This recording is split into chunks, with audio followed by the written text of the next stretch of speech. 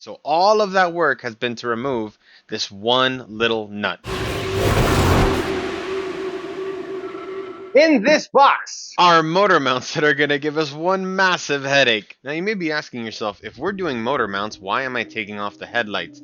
Well, that's because 3 of the bolts to take off the motor mounts are very accessible, but the one on the top is physically impossible to get to because it is blocked by so much of the engine's packaging, because this is the twin turbo engine, where this the 2.8 liter or the 3 liter that came in either the B5 Passat, many of the A4s, or in the A6 itself, I would not only be able to access, I'd be able to see the nut from under the hood. But thanks to the packaging of Audi and their brilliance of the way they put the twin turbos in here, it is impossible to get to, requiring a very creative mindset. Now, once we realized we were going to have to take the front of the car off, that also meant taking off the radiator hoses, which meant draining the radiator and collecting as much of the coolant as we could. And after a quick mop up, we can continue. But wait, there's more! Because even though we have the entire front of the car off and I have full access, I'm still blocked by one very important part that exists on this car but not on the non-turbo cars, and that is the intake pipe leading to the turbo. Problem, because if it's the non-turbo car, when you look down here, this is pretty much what you're going to see. You're going to have your exhaust manifold right there and your motor mount right there. The problem is there's a piece that's missing right here. I'm going to switch to 1X so I can turn on flash, and that is the tube that connects to that turbo all the way in the back. And as you can see, if you draw a straight line, that pretty much goes right over the nut that you need to undo in order to take the motor mount out. And that is what your intake tubes look like. Ah, man. From this point, and I'll point it out with a little arrow on screen, you can just now make out somewhat clearly the nut that we have to take off, which actually attaches the engine's bracket to the motor mount.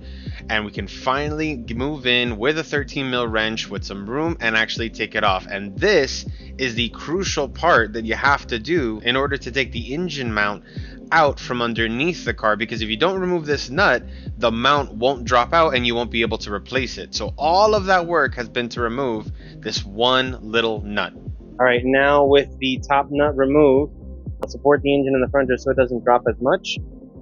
Undo the bracket, we'll swap them out and we'll put the new one back.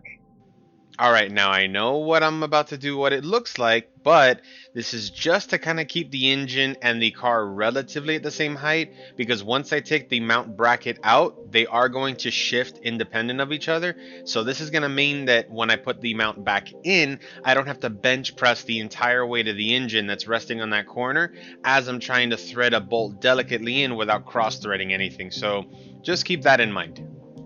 Now here's the shot of the first mount I did when I did the driver's side, putting the full faith of my safety in YouTube University, which told me I can take these 3 bolts out and the engine won't drop on my face. And luckily that's not what happened, but you will see how much the actual subframe and engine shifts in height as I'm taking the bolts out. So that's why when I did it on the passenger side the second time around, I decided to just give the engine a little bit of extra support, because when I went to put this mount back in, it actually did shift enough that it took literally having to push the cradle back up just to get the bolts to thread in. So I figured at least the clamp will help me a tiny bit. Which would explain, oh, I think we found it. Or at the very least, it's loose and it's not covered in as much gunk as the other one was. But there you can see, I don't know how well that's coming out, that nut is perfectly secure and this thing is loose, so I'm sure that had something to do with the movement. So from this point, it's as simple as taking the appropriate socket, here a deep 13, to, as you can see, struggle to take that nut off. This is 200,000 miles of corrosion and oxidation buildup, and then all we got to do is go grab the new mount, spin the nut forward and backwards a couple times just to chase the thread, since that nut was clearly having a tough time getting onto the shaft, but we didn't cross thread anything, and now it can go back on. There we go. Oh, perfect.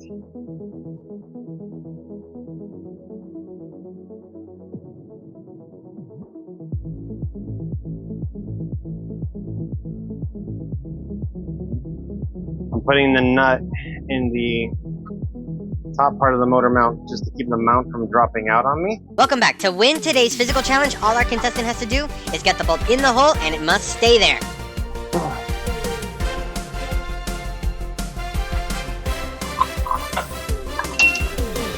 All right.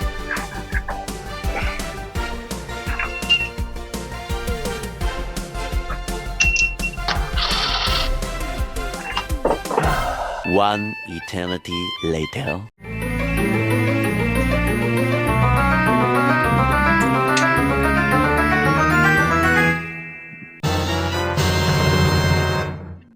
That's right, he can be taught.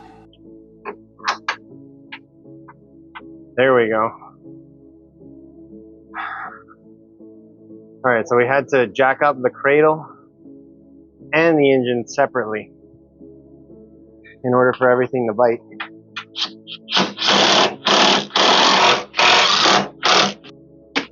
Whee! All right. I hope that that's given a little bit of insight and hopefully helped out a few of you if you guys have gotten to this point and wondered how you're supposed to change these motor mounts.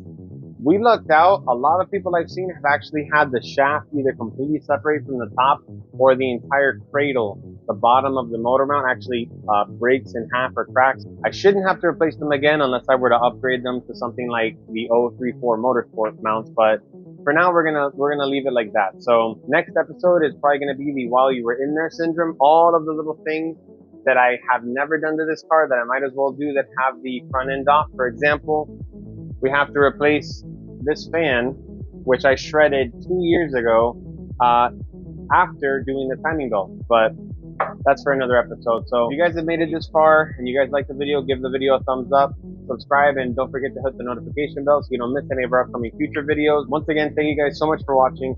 For Crooked Mustache, I'm Alfred, and we'll see you next time. Dale.